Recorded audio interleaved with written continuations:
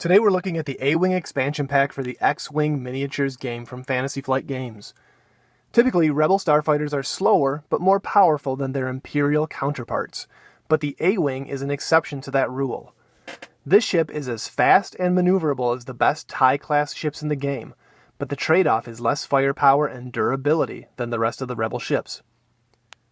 Looking at the maneuver dial for the A-Wing, we see that it has the exact same set of options as the TIE Interceptor. In fact, the A-Wing's dial is very slightly better because the Speed 5 straight maneuver is green. This is the only difference between the maneuver dials of the two ships. This is a great dial, easily one of the best for the Rebels. Speed 5 straights are extremely rare for the Rebels. Currently, the E-Wing is the only other ship that can do it.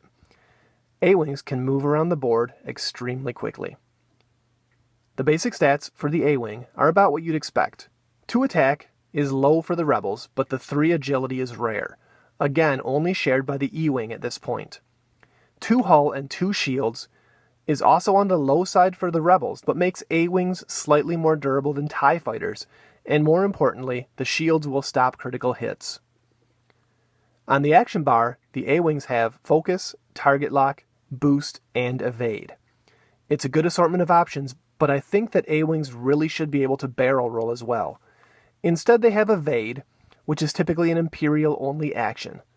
No other Rebel ship to date has Evade printed on its action bar, although the Millennium Falcon can get it via its title upgrade. A-Wings have a single upgrade option. They can load a single missile, which is also typically an Imperial secondary weapon type. Tycho Celchu is the first unique A-Wing pilot. He's got a pilot skill of 8 and costs 26 points. He can perform actions even when he has stress tokens, which is a good ability. He can also take an elite talent upgrade.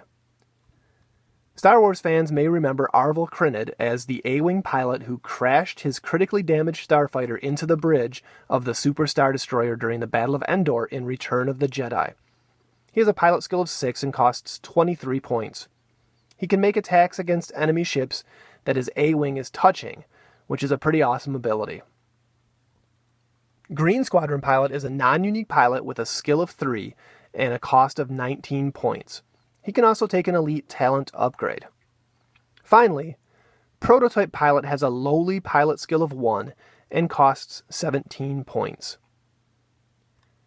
Push the Limit is the first of 2 elite talent upgrades packed in this expansion. It costs 3 points and lets a ship perform a free action in exchange for a stress token. It's a fantastic upgrade that works well with A-Wings since they have a large number of stress-clearing green maneuvers on their dial. If you've watched my TIE Interceptor video, you know that I think Push the Limit is the single best elite talent for that ship in the game, due to the ability to both barrel roll and boost after maneuvering. Even though A-Wings don't have barrel roll, this is still a great upgrade for them. Deadeye costs 1 point, and changes the target lock requirement on secondary weapons to focus. So when a pilot with Deadeye launches a torpedo or missile, he can spend a focus token instead of his target lock, which is pretty nice since you can then use target lock to improve the attack roll. This expansion pack also includes 3 missile upgrades, which makes sense as this is the only upgrade that all A-Wing pilots can take. Concussion missiles cost 4 points, require a target lock, and roll 4 attack dice at range 2 to 3. You can change 1 blank result to a hit. Cluster missiles cost 4 points and require a target lock to roll 3 attack dice at an enemy within range 1 to 2. After the first attack roll is resolved, you get to make a second identical attack roll. Homing missiles cost 5 points, require a target lock and roll 4 attack dice at range 2 to 3. The defender can't spend evade tokens during the attack, which makes them useful against TIE-class ships and very little else. The A-Wing gives the Rebels a much-needed, highly maneuverable, hard-to-hit starfighter option. Although they lack firepower compared to the majority of Rebel ships, they make up for it with high speed and agility. They can be useful as relatively inexpensive missile platforms, although Wave 4's Z-95 Headhunter gives Rebels an even cheaper missile delivery option. Personally, I feel that A-Wings are maybe a bit costly for what they bring to the table. The upcoming Rebel Aces expansion has a fix for this, as well as other options for making A-Wings more viable in squadrons. But at this point in the game, A-Wings feel somewhat underwhelming.